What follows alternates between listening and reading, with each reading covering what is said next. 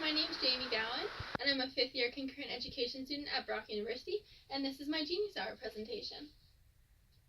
So what is Genius Hour? Genius Hour is an inquiry-based project in which students are given the opportunity to explore their passion. So they're given 1 hour a week to research and explore a passion that they chose and work towards a set of end goals that they set for themselves in the beginning. So Genius Hour is great because it's student-centered, it promotes active learning, and it really engages the students. And there's 3 rules. So the first, you must get project approval. Second, your project must be researched. And third, you must present and share. So in terms of my Genius Hour project, obviously my presentation was approved. I have done a ton of research, and I'm presenting to you. So the Genius Hour project I chose was to learn to play Minecraft on the PS4.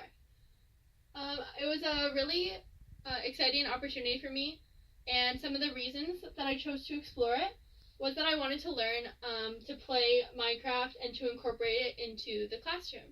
So as a junior intermediate teacher candidate, that's grades 4 to 10. So in elementary school, video games and Minecraft specifically is really popular.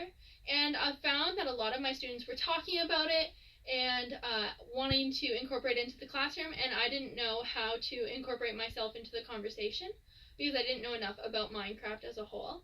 So I thought this would be a great opportunity to learn and play for myself so that next time I can talk with my students and build that type of bond, and then also find creative and engaging ways to bring Minecraft or games in general into the classroom. So now I'm going to talk a little bit about my experience. So there was 3 common themes, as you can see at the bottom here: perseverance, resourcefulness, and endless possibilities. I'm actually going to start with endless possibility because it directly relates to what I just told you about Genius Hour.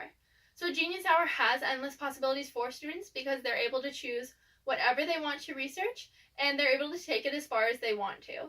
So I chose to learn to play Minecraft, and whether I stopped at simply playing it for a few hours or playing it for 9 weeks like I have, that was up to me, and that was up to my goals that I set for myself. So my original goals were to play for about 5 to 6 weeks and just learn the game itself, and then spend the last few weeks learning and thinking about how I could incorporate it into my future classrooms. So Minecraft itself has endless possibilities, as you can see by the range of pictures here. In my experience alone, I was able to visit the jungle. I was able to boat across the ocean. I was able to tame horses in the prairies. And I was able to build bases and explore the world that was provided to me. So all these opportunities were given to me because Minecraft is endless. There's no endpoint. You can keep walking in one direction. You'll never reach the end of your map.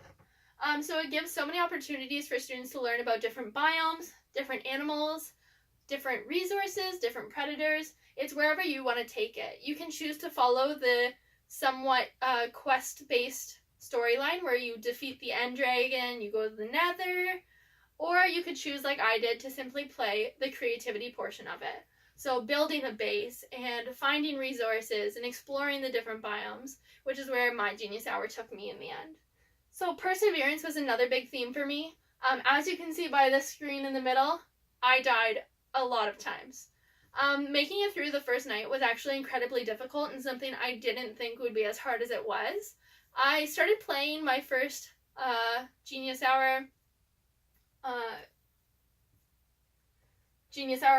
time in week 1, and I thought I could just jump right into the game.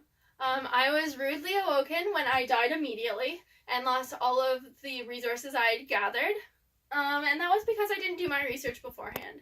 So Minecraft, there's tons of resources available online, and the biggest one I found was Gamepedia, which is a Wikipedia page directly for Minecraft, and it has all the different biomes, all you need to know, and survival tips. And I also used a lot of YouTubers who had played the game and had started off not knowing just like I had and had built their way up in a survival series, and it was really interesting to watch. And I took a lot of their tips into my game as well. I did make it through my first night after a few hours of trying, and I was eventually able to build a starting base and start to get my footing in Minecraft. And from there on, I became instantly addicted to the game. And that's where resourcefulness comes in. So Minecraft is largely based on creativity and strategic resourcefulness. So you don't have endless resources unless you continue to walk. But if you want to build a base in the middle, you have to manage your resources around you. You don't want to cut down all the trees. You have to plant new ones. You don't want to excavate all of the mines because then you'd have to travel to a farther mine. And these were things that I learned as I went. So I thought that related directly to some of the things in the curriculum that we could teach. So teaching about non-renewable resources and teaching environmental education by planting trees and making sure that the animals in the surrounding area are bred before they're used for pelts and meat. Things like that are things I didn't consider in the beginning, and I actually had to move my initial base because of that. So these are just some of my experiences that I had during Genius Hour, and they led to me loving Minecraft, and it's something now I feel comfortable talking about with students. So the second part of my Genius Hour stemmed from connecting creativity and curriculum. Now this was huge for me because as a teacher candidate, I am going into my blocks and I'm going into teaching, and I really want to connect with my students. So what better way than bringing gamification into the classroom through resources like Minecraft? So this is a mind map I made using Popland, another resource I discovered this year. And it's basically showing how I feel Minecraft could be used in the classroom.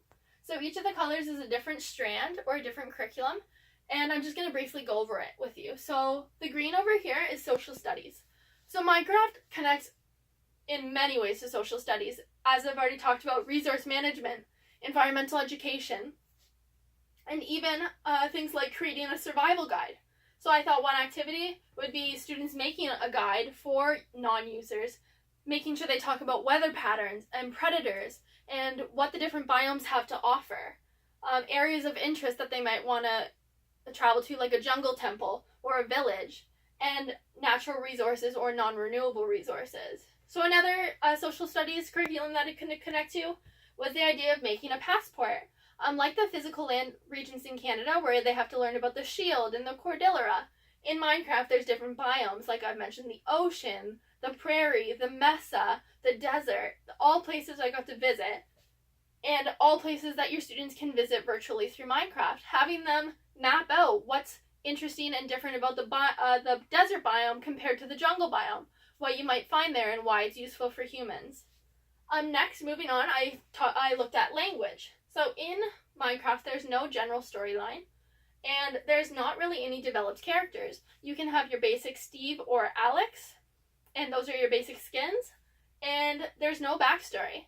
So I thought a great activity would be having students come up with a backstory for characters like Steve and Alex, and then placing them in a setting like a biome in Minecraft and writing a survival story, using descriptors and different language techniques. You can also use it a lot in math. So geometry and spatial sense, area and perimeter, and even symmetry are all aspects that can be incorporated into Minecraft. So one would be to have students create a house, garden, and animal pen based on a predetermined area and perimeter, having the students be able to visually see those area and perimeters come to life. And as an extension for older students, having them create a floor plan on Minecraft. So moving beyond those 2D shapes and having them look at what these shapes would combine to make a house. Finally, I talked about art. So I already mentioned symmetry. Pixel art is a huge thing in Minecraft, where you make a 2D shape that matches symmetrical on the other side. So having students create different symmetrical shapes like an apple or a butterfly, they could do this using the creative mode on Minecraft. And then I also thought about using grid paper to match the Minecraft landscape.